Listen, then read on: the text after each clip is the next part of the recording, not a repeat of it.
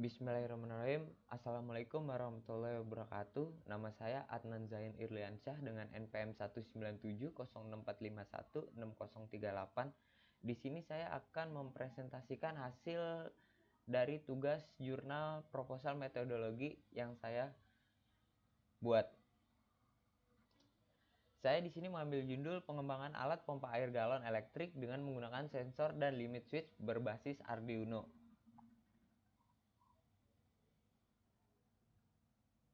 Langsung aja, teknologi pompa galon air terus berkembang, namun penggunanya harus mengeluarkan energi untuk menekan. Dan juga harus tetap memusatkan perhatiannya agar air dikucurkan ke dalam cangkir tidak melimpah. Dengan dasar inilah, saya mencoba memberikan kemudahan bagi pengguna pompa galon elektrik air dengan melakukan otomatisasi pada penggunaan galon air. Penggunaan cukup meletakkan cangkir dan menentukan volume air yang akan diisi dalam gelas. Kemudian air akan secara otomatis keluar dari keran pompa galon tersebut. Kemudian ketika volume air yang diisi telah mencapai titik tertentu, maka pompa akan otomatis mati. Pada pompa otomatis ini, Arduino digunakan sebagai komponen utama dalam sistem pengendali. Sementara itu, pompa galon elektrik otomatis ini menggunakan sensor untuk mendeteksi adanya cangkir.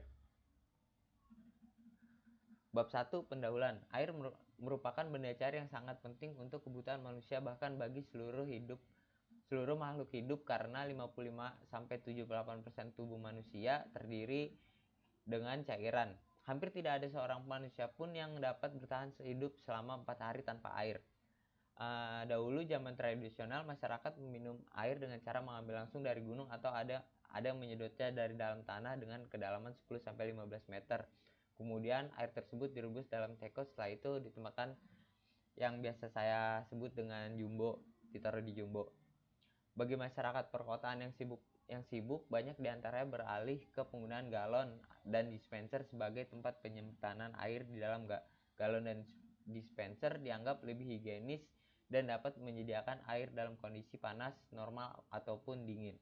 Akan tetapi, proses pemindahan galon ke dispenser ini tidak dapat dilakukan semua orang. Dengan volume galon sekitar 19 liter, maka bobot galon diperkirakan sekitar 19 kg. Mengangkat benda seberat ini biasanya dilakukan oleh orang dewasa dan akan sangat beresiko jika harus dilakukan oleh wanita yang lebih tua. Bahkan dapat menjadi kegiatan yang fatal dan beresiko karena besar gaya pada postur kerja yang keliru dapat menimbulkan cedera pada bagian punggung atau persendian. Oleh karena itu, diciptakan alat pompa air galon yang berfungsi sama seperti dispenser, tapi lebih efisien dengan cara dipompa dengan tenaga manusia atau manual tanpa harus mengangkat galon ke dispensernya.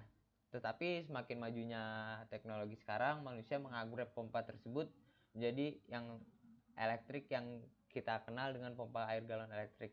Dengan daya baterai dan tanpa dorongan tenaga manusia, sistem yang dibuat merupakan pengembangan dari alat pompa elektrik yang sudah ada. Pengembangan yang dilakukan yaitu dengan menambahkan sensor dan rangkaian driver untuk mengendalikan motor pompa yang sudah ada pada alat tersebut.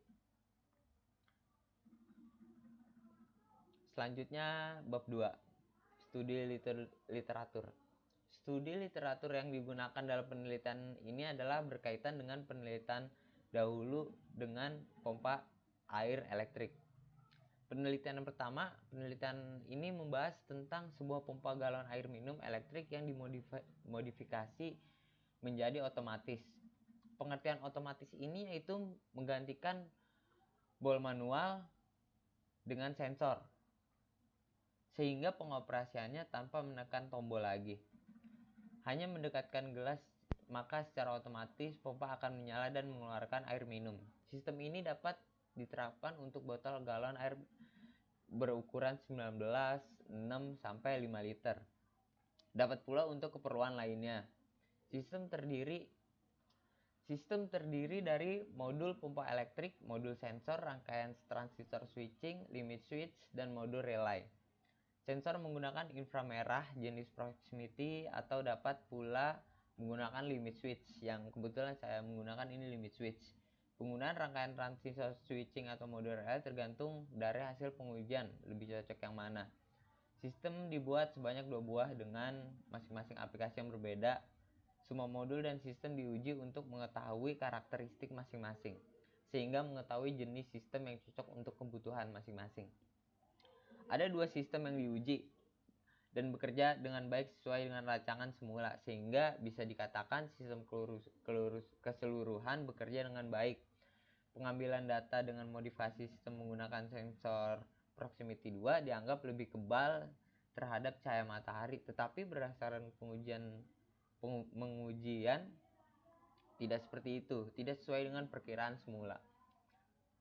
Selanjutnya, pada penelitian yang kedua, penelitian ini bertujuan untuk mengetahui keakurasian pada rancang bangun sistem kontrol pengisian AMDK botol 330 ml dan 600 ml menggunakan Arduino dengan sensor load cell.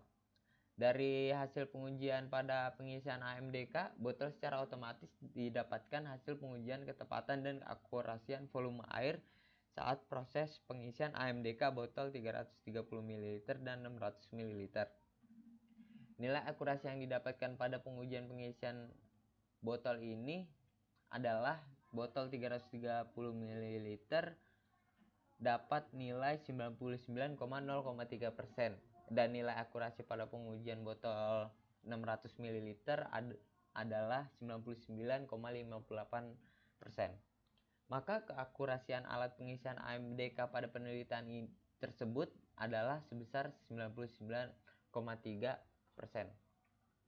Dari nilai akurasi alat dapat diketahui nilai error pada pengisian AMDK sebesar 0,7%. Hal ini dikarenakan debit keluaran air dari pompa elektrik tidak tetap, sehingga jumlah air yang dikeluarkan oleh pompa air hasilnya akan beda-beda. Lanjut ke penelitian 3 yang saya usulkan. Maaf, yang saya teliti di sini rangkaian sistem minimum microcontroller Atmega 32 berfungsi sebagai pusat kendali dari seluruh sistem yang ada. Komponen utama dari rangkaian penelitian ini adalah IC microcontroller Atmega 32. Semua program diisikan pada memori dari IC ini, sehingga rangkaian dapat berjalan sesuai dengan yang dikehendaki. Pin 12 dan 13 dihubungkan ke XTAL 12 MHz dan 2 buah kapasitor 30 PF. XTAL ini akan mempengaruhi kecepatan microcontroller Atmega 32 dalam mengeksekusi setiap perintah dalam program. Pin 9 merupakan masukan riset aktif rendah. Pulsa transisi dari tinggi ke rendah akan meriset microcontroller ini untuk mendownload file hexadesimal ke microcontroller MOSI, MISO, SCK karena pemrograman menggunakan mode ISP atau In-System Programming. Microcontroller harus dapat diprogram secara langsung pada papan rangkaian, dan rangkaian microcontroller harus dapat dikenali oleh program downloader.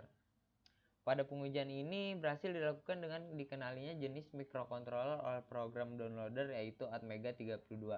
Atmega 32 sendiri menggunakan kristal dengan frekuensi 8 MHz.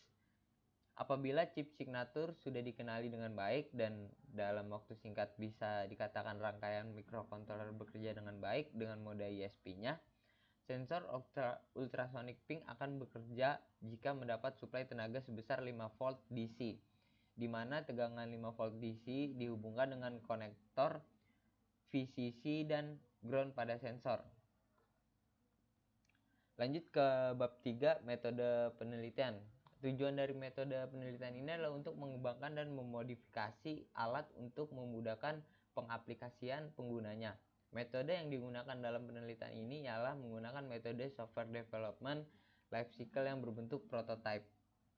Metode prototype merupakan metode yang mengizinkan pengguna mempunyai gambaran dini tentang piranti yang hendak akan dikembangkan, dan pengguna bisa mengaplikasikan pengujian di awal saat sebelum piranti diimplementasikan. Metode ini juga bertujuan untuk meningkatkan model sebagai pre-ranti yang final.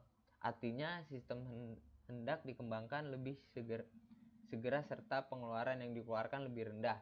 Berikut adalah diagram SDLC dari pompa elektrik. Yang pertama di sini ada requirement, specification and gathering. Setelah itu jika tahap pertama ini berjalan sesuai harapan, kita lanjut ke feasibility study. Feasibility study jika sesuai harapan juga lanjut ke software analysis, dan bila di software analysis ini kita tidak sesuai harapan atau tidak sesuai dengan apa yang kita inginkan, kita harus balik lagi ke requirement, specification and gathering, lalu diulang-ulang terus seperti itu tadi. Dan jika sesuai harapan di software analisis, kita berlanjut ke software desainnya dengan merancang desain prototipe yang kita akan buat. Lalu setelah itu kita ada software development, yang kita akan merancang segala fitur di Arduino-nya. Lalu ada pengecekan atau testing. Jika di software design dan software development tidak sesuai harapan, ketika kita masuk ke testing, kita harus kembali lagi ke software analysis, memulai desain dengan awal lagi dan perkodingan dengan awal lagi. Dan jika sesuai, kita akan software implementation. Diagram ini merupakan gambaran atau ide singkat tentang pengembangan pompa air galon elektrik, bermula dari pengumpulan persyaratan kebutuhan bahan yang diperlukan dan berakhir sampai tahap evaluasi dan pengimplementasian sistem. Lanjut ke sesi pengumpulan kebutuhan. Pada sesi ini peneliti akan mengumpulkan atau mencari bahan yang dibutuhkan selama proses penelitian ini berlangsung. Jika bahan yang dikategorikan dan dispesifikasi sesuai dengan harapan peneliti atau saya dapat melanjutkan penelitian pada sesi selanjutnya dengan catatan bahan yang didapatkan memenuhi spesifikasi kebutuhan penelitian. Setelah itu ada sesi analisis. Pada tahap ini saya menganalisis guna mengidentifikasi maksud dari perangkat, aplikasi atau sistem, menentukan bagaimana sensor pada Arduino bekerja sesuai harapan dengan motor, serta mengidentifikasi informasi yang ditimbulkan. Lanjut sesi pengembangan desain. Ya, di sini kita memodifikasi pada kerangka dan perancangan desain prototipe. Lanjut ke perancangan dan evaluation, dan terakhir ada pengimplementasian, yang kita di sini mengimplementasikan dari perangkat yang dikembangkan, lalu pengetesan perangkat dan sistem, serta menganalisa hasil dari pengetesan sistem tersebut. Lanjut ke bab 4, hasil dan pembahasan. Dengan menggunakan metode bantuan dari power bank atau baterai dan multimeter, pengujian ini dilakukan dalam rangka untuk mengetahui kinerja sensor. Seperti ini. Gambar ini memberikan hasil yang pengukuran dengan menggunakan voltmeter pada saat sensor tidak ada halangan di depannya, dan memperlihatkan cara pengukuran pada ada halangannya. Jadi setiap tidak ada halangan di depannya, sensor akan bekerja menggunakan voltmeter. Tetapi perubahannya ketika ada halangan di depan sensor, volt akan bekerja dengan angka voltmeter seperti gambar. Lalu pengujian modul relay. Hasil dari pengujian ini ditandai dengan menyalanya lampu kedua bila relay tersebut aktif, diberikan data low. Nah, bila relay aktif diberikan data low, dua-duanya nyala. Sedangkan jika satu doang nyala, diberikan data high seperti gambar. Selanjutnya pengujian pada sistem dengan limit switch. Modul pompa elektrik dimodifikasi dengan penambahan limit switch yang berfungsi sebagai pengganti tombol on off pada pompa. Pengujian sistem ini berhasil dan sistem bekerja dengan baik dikarenakan penambahan berupa limit switch, maka sistem ini dapat digunakan di luar ruangan. Hasil pengujian data dengan pengembangan sistem menggunakan limit switch yaitu dengan menaruh gelas pada tempat yang sudah dipasangkan. limit switch di bawahnya. Pemasangan limit switch pada dudukan sangat berpengaruh sekali untuk kesuksesan sistem. Selanjutnya bab 5, kesimpulan. Berdasarkan hasil penelitian dan analisis yang saya telah buat, dapat diambil kesimpulan bahwa satu, berdasarkan hasil dari pengujian yang dilakukan, maka sistem kerja secara keseluruhan dari pompa air galon telah dapat berfungsi dengan baik. Yang kedua, pompa air dapat mengisi gelas otomatis tentunya. Yang ketiga, sistem otomatis dengan menggunakan sensor dan limit switch bekerja dengan sangat baik. Lalu yang keempat, menggunakan alat disesuaikan dengan penempatan alat tersebut. Yang kelima, penelitian berjalan dengan baik sesuai dengan rencana awal. Demikian presentasi yang dapat saya buat tentang jurnal penelitian ini. Kurang lebihnya mohon maaf bila ada kata-kata yang salah. Wabillahi taufiq wal hidayah. Wassalamualaikum warahmatullahi wabarakatuh.